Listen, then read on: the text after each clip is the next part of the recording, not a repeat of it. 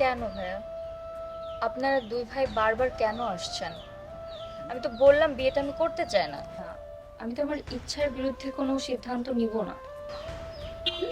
Please ভাইয়া, আপনারা এরকম করবেন না, আমার এগুলো একদম ভালো লাগছে না। পূর্ণা, মানুষের জীবনটা খুব কঠিন। তোমার বয়স অল্প, তুমি বুঝতে পারতেছো না। আমি তোমাকে বড় ভাই হিসেবে একটা উপদেশ দেই। জীবনে চলার পথে অনেক বাধা বিপত্তি আসবে, তার মানে এই না তুমি তোমার জীবনটাকে এখানেই থামিয়ে দিবা। সব বাধা বিপত্তি পার করে চলার নামে জীবন। আর রুয়েল আমার ছোট ভাই বলে বলছি না, ও তোমাকে সত্যি ভালোবাসে। ও যদি তোমাকে না পায়, ও খুব কষ্ট পাবে। আর তোমার বড় ভাইয়ের অনুরোধটা রাখবা।